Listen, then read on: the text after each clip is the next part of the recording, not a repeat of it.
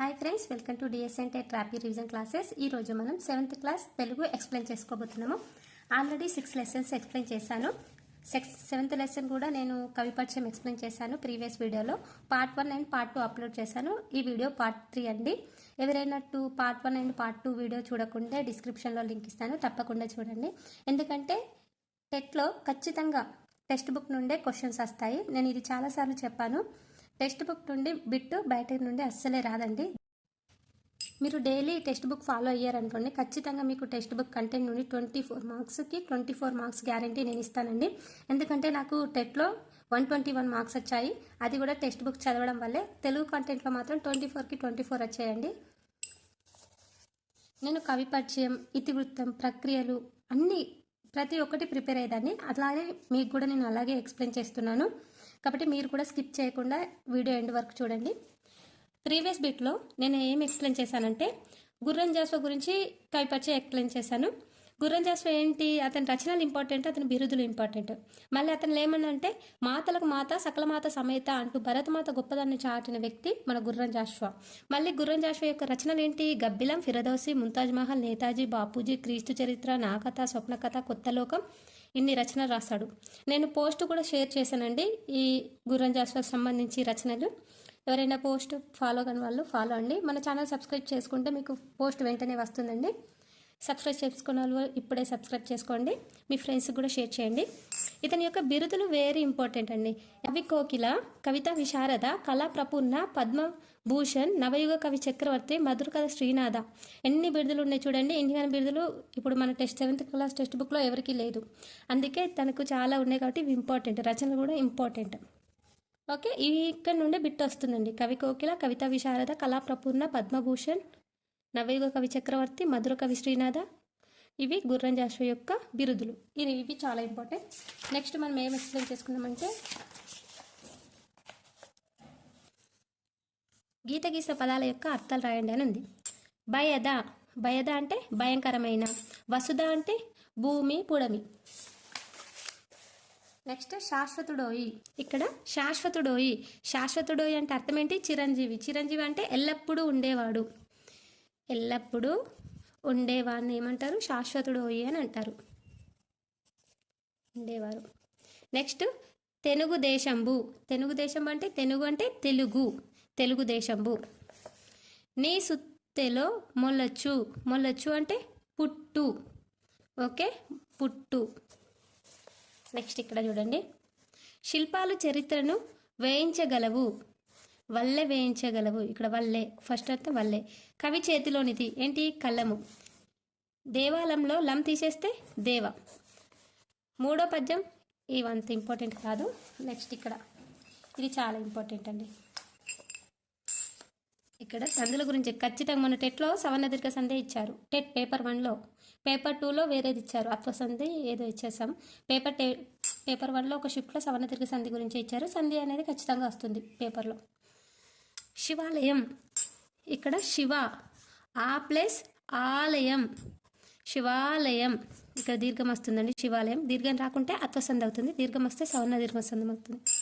మునీంద్రుడు, ముని ఈ ప్లస్ ఇంద్రుడు, ఈ ప్లస్ ఈ మునీంద్రుడు. ఇక్కడ దీర్ఘం వచ్చిందా. భానుదయం, భాను ఊ ప్లస్ ఉదయం, భానుదయం. దీర్ఘం, దీర్ఘం ఖచ్చితంగా ఉండాలి. మాతృణం, మాతృ ప్లస్ రుణం, రూ ప్లస్ రు, రూ, మాతృణం. ఆయి ఊరులకు అవే అచ్చులు అంటే సవర్ణాలు వచ్చి చేరినప్పుడు వాటి దీర్ఘాలు ఏకాదేశంగా వస్తాయి. దీన్నే సవర్ణ దీర్ఘ సంధి అంటాం. ఏకాదేశం అంటే ఏంటి, ఆయి ఊరులకు సవర్ణాలు పరమైతే దీర్ఘం ఏకాదేశంగా వస్తుంది. సవర్ణాలు అంటే ఒకే రకమైన అచ్చు, దాన్ని సవర్ణం అంటారు. ఓకే, ఏకాదేశం అంటే 2 వర్ణాల స్థానంలో ఒకే వర్ణం వచ్చి చేరడం. మొన్న ఏకాదేశం అంటే ఏంటని అడిగారు టెట్లో. 2 వర్ణాల స్థానంలో ఒకే వర్ణం వచ్చి చేరడం ఏకాదేశం అంటారు. ఓకే, ఇక్కడ చూడండి బిట్స్. హిమాలయం, హిమ ఆ ప్లస్ ఆలయం, హిమాలయం. కిరీటాకృతి, కిరీటం కాదు, కిరీట ఆ అత్తది కదా.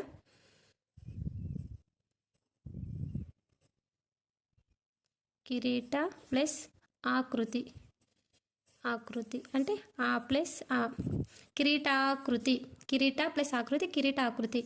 మహా, మహా ప్లస్ ఆనందం, సెకండ్ ఆ రావాలి ఇక్కడ. మహా ప్లస్ ఆనందం, మహానందం, దీర్ఘం. మహీంద్రుడు, మహీ ఈ ప్లస్ ఇంద్రుడు, ఈ ప్లస్ ఈ, మహీంద్రుడు. గురూపదేశం, గురు ఉ, ఇక్కడ ఉ ప్లస్ ఉపదేశం, గురూపదేశం, ఉ ప్లస్ ఉ ఈక్వల్ టు ఉ. కోటీశ్వర్లు, కోటి ప్లస్ ఈశ్వరులు, ఉ ప్లస్ ఈ. కోటి ఈ ప్లస్ ఈ ఏమవుతుంది ఈ. మాతృణం, మాతృ, ఉ ప్లస్ రుణం, ఉ ప్లస్ రుణం, మాతృ రు రు, రు ప్లస్ రుణం, మాతృణం. ఓకే, ఇక్కడ హా అనేది రాదు, హాగింతే. మహా, మహా ప్లస్ ఆనందం, మహానందం, అంతే అండి. నెక్స్ట్ బిట్, ఎయిత్ లెసన్, గ్రామాల్లోని వేడుకలు క్రీడలు.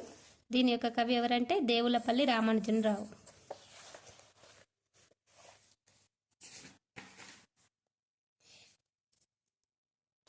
ఈ పాఠం యొక్క ఇతివృత్తం సంస్కృతి విలువలు, ప్రక్రియ రేడియో ప్రసంగం. ఇది ఇంపార్టెంట్. సంస్కృతి విలువలు, ఇతివృత్తం, రేడియో ప్రసంగం, ప్రక్రియ.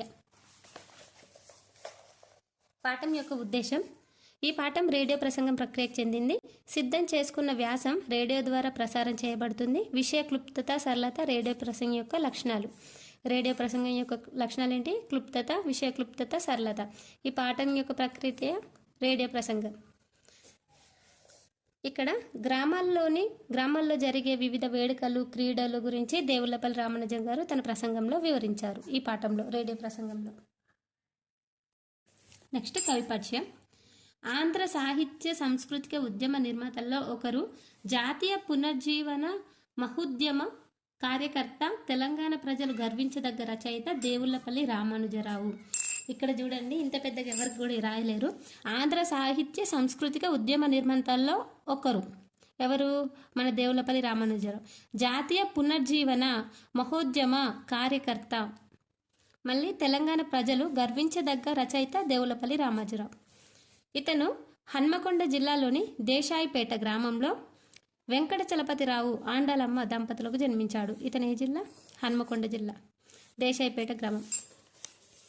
ప్రాథమిక విద్య దేశాయిపేటలో, హై స్కూల్ విద్య హన్మకొండలో పూర్తి చేశాడు.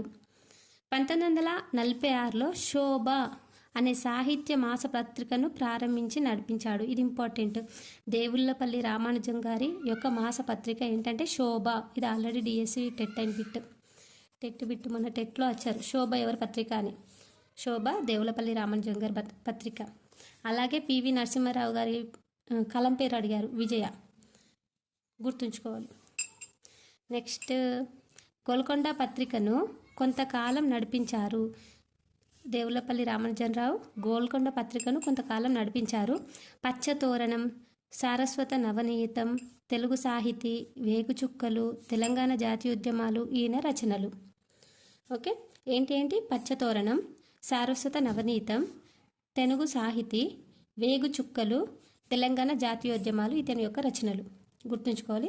ఇంపార్టెంట్ అంటే 10 సంవత్సరాల జ్ఞాపకాలు, ఈయన ఆత్మకథ. ఇది very very important.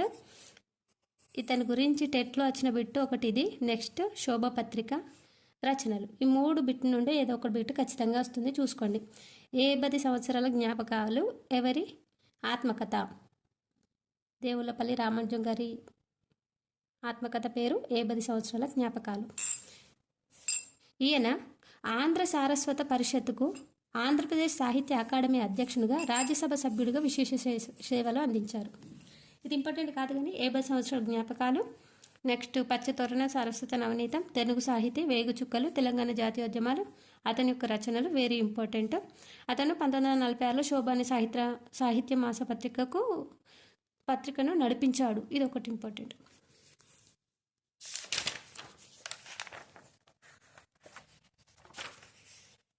Next lesson important లేవు.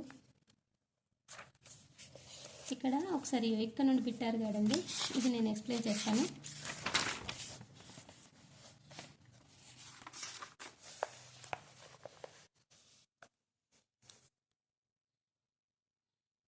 మన పల్లెటూళ్ళకు ప్రత్యేకమైనది గిల్లిదండ అనే ఆట. ఈ ఆట చాలా పురాతనమైనది. ఈ ఆట గిల్లిదండ అనే ఆట. తెలంగాణపు పల్లెటూరులో దీన్ని చిర్రగొన్నె అని కూడా అంటారు. గిల్లిదండ ఆటనే చిర్రగొన్నె అని కూడా అంటారు. మన కవులు రాసిన పుస్తకాలలో ఈ ఆట మనోహరంగా వర్ణింపబడింది. భారతంలో కౌరవులు పాండవులు ఈ ఆటను ఆడేవారట. ఇది ఎంత పురాతనమైందో తెలుస్తుంది. అంటే భారతంలో కౌరవులు పాండవులు ఆడిర్రు ఈ చిర్రగొన్నె గిల్లిదండ ఆట. అంటే చాలా పురాతనమైన ఆట. ఒక చిన్న కర్ర ముక్కను పెద్ద కర్రతో కొడుతూ ఈ ఆటను ఆడుతుంటారు. ఒక చిన్న కర్ర ముక్కను ఇక్కడ ఉంది చూడండి, పెద్ద కర్రతో కొడుతుంటారు. ఈ ఆటను క్రికెట్తో పోల్చవచ్చు. ఎందుకంటే అక్కడ పెద్ద తోటి చిన్న బాల్ని కొడతారు కదా, ఇక్కడ కర్రతోటి చిన్న కట్టెపుల్లం కొడతారు అట్లా అన్నట్టు, అందుకే పోల్చవచ్చు అన్నారు. కొందరు దీనిని స్వదేశీ క్రికెట్ అని కూడా అంటారు అని మెచ్చుకోవడం కలదు. కోడి పందాలు తెలుగు దేశీయంలో ప్రత్యేకంగా కొన్ని సంవత్సరాల కిందటి వరకు అభిమానించిన ఆట ఇది. ముఖ్యంగా సంక్రాంతి సందర్భాల్లో ఈ ఆటను అత్యంత ఆసక్తితో ఆడేవారు. ఈ ఆట కూడా పల్నాటి వీర చరిత్రలో చక్కగా వర్ణించబడింది. ఏ ఆట? చిర్రగొన్నె గిల్లిదండ ఆట పల్నాటి వీర చరిత్రలో కూడా చక్కగా వర్ణించబడింది. బొంగరాల ఆట మన గ్రామంలో మిక్కిలి ప్రాచుర్యంలో ఉన్న క్రీడ. ఇక్కడ ఇంపార్టెంట్ అండి, స్వదేశీ క్రికెట్ అని ఈ ఆటని అంటారు. నెక్స్ట్, భారతంలో కౌరవులు పాండవులు ఆడిన ఆట ఏది? గిల్లిదండకు మరో పేరేంటి? చిర్రగొన్నె. ఇక్కడ ఈ బిట్ ఇంపార్టెంట్ అండి. నెక్స్ట్, ఈ ఆటలతో పాటు కాలక్షేపం కొరకు ఇళ్లలో కూర్చుండి ఆడే ఆటలు ప్రత్యేకమైనవి ఉన్నవి. ఈ ఆటలలో చదరంగం మిక్కిలి ముఖ్యమైనదే కాక చాలా ప్రసిద్ధి చెందిన ఆట. అసలు ఈ ఆట మొట్టమొదట మన దేశంలోనే ప్రారంభమైంది. ఇక్కడ చూడండి, చదరంగం ఆట ఎక్కడ ఫస్ట్ ప్రారంభమైంది? మన దేశంలోనే, మన భారతదేశంలోనే ఫస్ట్ చదరంగం ఆట ప్రారంభమైందని కొందరు చెప్తుంటారు. ఏమైనప్పటికీ ఈ ఆటను మన పల్లెటూరులోని కుటుంబాలలో మంచి ప్రాచుర్యం ఉంది. ఈ ఆట ఆడటంలో కొందరు సాటిలేని నైపుణ్యం కలిగి ఉంటారు. చదరంగం వంటి ఆట ఇంకొకటి అంటే దీనిలాగానే చదరంగం ఆట అటువంటి సేమ్ ఆట ఇంకొకటి, దాన్ని ఏమంటారంటే పులిజూదము. పులిజూదంలో 3 రకాలుగా ఉన్నది. ఒకటి పటం మీద చిన్న రాళ్లతో లేక చింతగింజలతోనే తీసుకొని కొన్నిటిని పులులు గాను మరికొన్నిటిని మేకలు గాను భావించి ఆడే ఆట ఇది. ఇందులో పులుల సంఖ్య ఎన్ని ఉంటుంది, మేకల సంఖ్య ఎన్ని ఉంటుంది అనేది ఇంపార్టెంట్. మళ్ళీ చదరంగం ఆటను పోలిన ఇంకో ఆట ఏది అలా ఇస్తారు. లేకుంటే భారతదేశంలో ప్రారంభమైన ఆట ఏది? చదరంగం. ఆ విధంగా 3 క్వశ్చన్స్ ఫ్రేమ్ చేయొచ్చు ఇక్కడ నుండి. పులుల సంఖ్య 3 కన్నా మించరాదు, ఇది ఇంపార్టెంట్. పులుల సంఖ్య ఎన్నిటికన్నా 3 కన్నా మించదు. మేకల సంఖ్య ఎన్ని ఉంటాయి మరి? మేకలు ఎన్ని? 16 వరకు ఉంటుంది. ఒకరు పులులు తీసుకొని ఇంకొకరు మేకను తీసుకొని ఈ ఆటను ఆడుచుందురు. ఇప్పుడు ప్రచారం తగ్గిపోయిన ఇటీవల వరకు మన పల్లెటూరులోని ఉన్నత కుటుంబాల్లో విశేష ఆసక్తి ఆడిన ఆట పాచికల ఆట. దీనిని అక్షకీడ అని కూడా అంటారు. పాచికల ఆటకు మరో పేరు అక్షకీడ. ఇది టెట్ బిట్ వచ్చింది ఆల్రెడీ ప్రీవియస్. పాచికల ఆటకు మరో పేరు అక్షకీడ. ఈ ఆట గూఢ తరతరాల నుండి మన దేశంలోని ప్రజలను ఆకర్షించింది.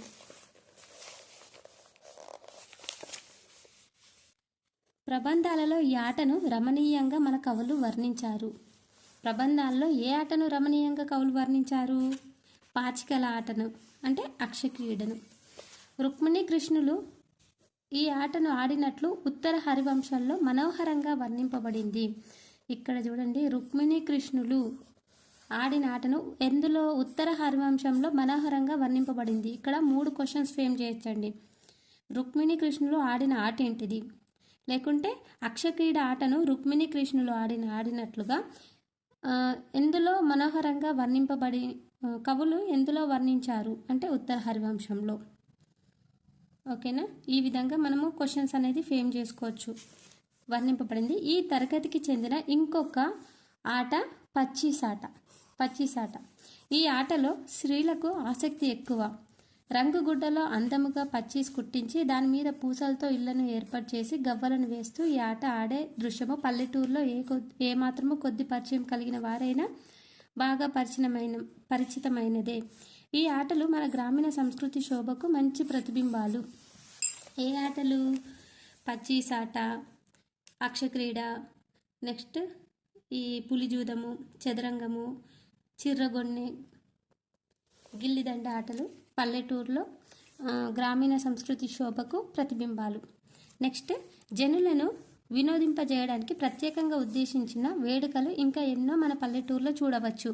వినోదాలే వృత్తిగా కలిగిన వారు కూడా ఉన్నారు ఇక్కడ. నెక్స్ట్ ప్రస్తుత పరిస్థితుల్లో ప్రోత్సాహం లేనందువల్ల జీవనోపాధి కొరకు వీరు ఇతర వృత్తులను అవలంబించడం చేత వారి సంఖ్య తగ్గిపోతుంది. గంగిరెద్దులను అలంకరించి ఇల్లిల్లు తిరిగేవారు ఈ శ్రేణికి చెందిన వారే. పగటి వేషగాలను వేసుకొని ప్రజలు వినోదింపజేసేవారు మనకు కనిపిస్తుంటారు. వీరిని ఏమంటారంటే పగటి వేషగాలని, బహురూపులని పిలుస్తుంటారు. విప్ర వినోదులనే వారు గారడి విద్యలో ప్రావీణులు. వీరు అనేక ఇంద్రజాలాల ప్రదర్శనలు చేస్తుంటారు. వీరందరూ జనుల పోషణ మీద ఆధారపడి పనులు వృత్తిగా చేసుకుని గొప్ప నైపుణ్యం సాధించినటువంటి వారు. నెక్స్ట్ ఇక్కడ ఇంపార్టెంట్, నేను ఇక్కడ ఎక్స్ప్లెయిన్ చేయలేదు, ఇక్కడ చూడండి. బాగోతులు అని ఎవరిని పిలుస్తుంటారు? బాగోతులు అని ఎవరిని పిలుస్తుంటారు? తోలుబొమ్మలాట వలనే బహుళ ప్రాచుర్యం పొందినవి యక్షగానాలు అనే వీధి నాటకాలు.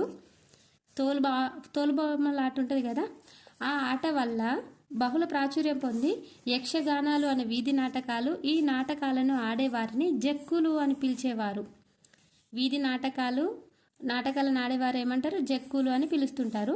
భాగవతంలోని శ్రీకృష్ణ లీలలు మొదలైన వాటిని ఆడేవారిని భాగోతులని కూడా పిలుస్తారు. ఇది ఇంపార్టెంట్. భాగవతులని ఎవరు పిలుస్తారు అని వచ్చింది. జక్కులను, భాగవతులని శ్రీకృష్ణ లీలలు మొదలైన వాటిని ఆడేవారిని భాగవతులని పిలుస్తారు. ఓకే, నెక్స్ట్ అంతేనండి. ఇందులో ఇంపార్టెంట్ బిట్స్ ఇక్కడ అంటే పాటలు లాగా ఉంటాయి అన్నట్టు. శ్రీరామనవమి ఎప్పుడు జరుపుకుంటారు, హోలీ పండుగ, క్రీడల ప్రత్యేకం ఏంటి, దేంతో ఇవి జరుపుకుంటారు అని ఉంది.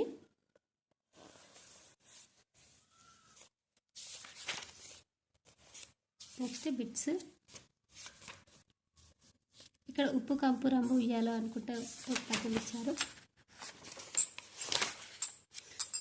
ఈ క్రింది వాక్యాలను చదివి సమాన అర్థం వచ్చే పదాలను గీయండి. ఇక్కడ శ్రీరామనవమి పండుగ వైభవంగా జరిగింది. ఈ పర్వాన్ని చూడడానికి ప్రజలు తరలి వచ్చారు.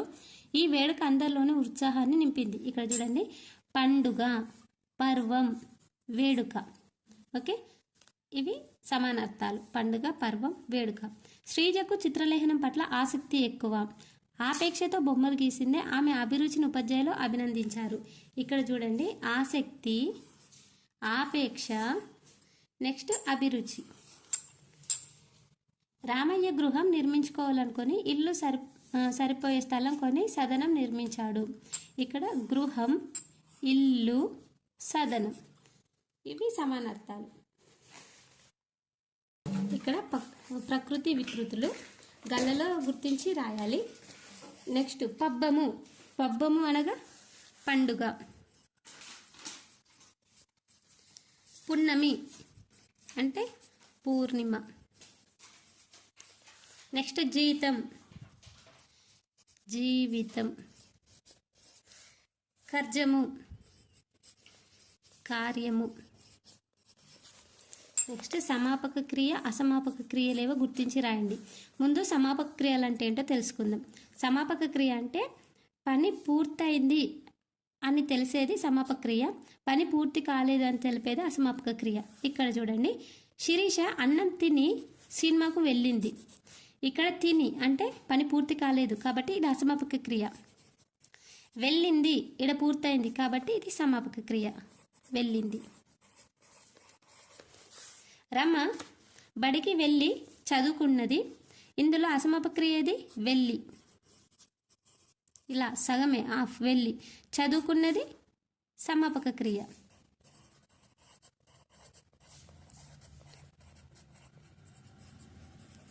నెక్స్ట్ విజయ్ పుస్తకం చదివి నిద్రపోయాడు. ఇందులో అసమాపక క్రియ చదివి. టెట్లో ఇటువంటి బిట్స్ కూడా ఆల్రెడీ వచ్చాయండి, సమాపక క్రియ, అసమాపక క్రియలు. సమాపక క్రియ నిద్రపోయాడు.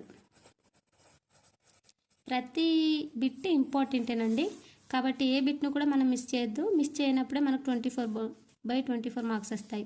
భరత్ బొమ్మలు గీసి ప్రదర్శనకు పెట్టాడు.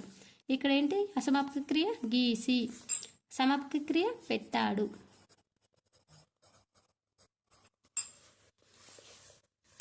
నెక్స్ట్, అర్థాన్ని బట్టి కూడా వాక్యాలలో తేడాలు ఉంటాయని గమనించండి.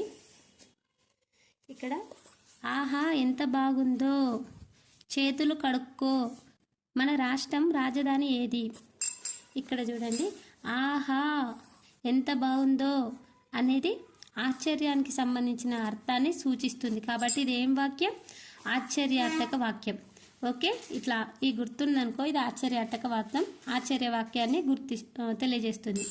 సెకండ్ది, చేతులు కడుక్కో, విధిగా చేయాలి అనే అర్థాన్ని సూచిస్తుంది. అంటే చేయాల్సిన పనిని విధిగా చేయాలి అనే అర్థాన్ని సూచించే వాక్యాలని విద్యార్థార్థకం అని అంటారు. ఇక్కడ ఉంది కదా, చేతులు కడుక్కో అంటే విధిగా చేయాల్సిన పనిని తెలియజేసే వాక్యం విద్యార్థార్థక వాక్యం. ఓకే, నెక్స్ట్ లాస్ట్ది ఏమిటిది? మన రాష్ట్రం రాజధాని ఏది అని క్వశ్చన్ మార్క్ ఉంది కదా, ఇక్కడ చూడండి, ప్రశ్నార్థకాన్ని సూచిస్తుంది కాబట్టి ప్రశ్నించే విధంగా ఉండే వాక్యాలను ప్రశ్నార్థక వాక్యాలు అంటారు. ఇక్కడ చూద్దాం మరి ఏ వాక్యాలు ఏ రకానికి చెందినవో. ఇది కూడా టెట్ బిట్టే అండి, వచ్చింది ఆల్రెడీ టెట్ బిట్టే. ఇది కూడా కావాలంటే నేను ప్రీవియస్ వీడియోలో ఎక్స్ప్లెయిన్ చేశాను, ఆ వీడియో చూడండి, డిస్క్రిప్షన్లో ఇస్తాను. మీరు ఏ ఊరికి వెళ్తున్నారు? ఇక్కడ క్వశ్చన్ మార్క్ ఉంది కాబట్టి ఇదే వాక్యం ప్రశ్నార్థక వాక్యం. పాఠం చదువు అనేది అంటే విధిగా చేయాల్సిన పని కాబట్టి విద్యార్థార్థక వాక్యం. వసంత ఎంత బాగా పాడిందో, ఇక్కడ ఆశ్చర్యార్థకం గుర్తుంది కాబట్టి ఆశ్చర్యార్థక వాక్యం. నెక్స్ట్, మన పాఠశాలకు ఎవరు వచ్చారు? క్వశ్చన్ మార్క్ ఉంది కాబట్టి ప్రశ్నార్థక వాక్యం. చెరువుల తామరలు ఎంత అందంగా ఉన్నాయి కదా అంటే కదా ఆశ్చర్యార్థక వాక్యం. పూలన్నిటికీ హారంగా కూర్చోండి అంటే విధిగా చేయాల్సిన పని కాబట్టి విద్యార్థార్థకం. ఓకే, నెక్స్ట్ ఏకుల యొక్క కవి చెరబండరాజు. చెరబండరాజు నుండి నేను ఎక్స్ప్లెయిన్ చేసుకోకముందే చెప్తున్నా, అతని అసలు పేరేంటి? మీకు ఆన్సర్ తెలిస్తే కామెంట్లో తెలియజేయండి. చెరబండరాజు అసలు పేరు ప్రీవియస్ టెట్ బిట్. ఓకే, ఈ వీడియో మీకు నచ్చినట్టయితే లైక్ చేయండి, షేర్ చేయండి. నెక్స్ట్ వీడియో నేను త్వరలో అప్లోడ్ చేస్తాను, అంటే tomorrow day after tomorrow upload చేస్తాను. Thank you.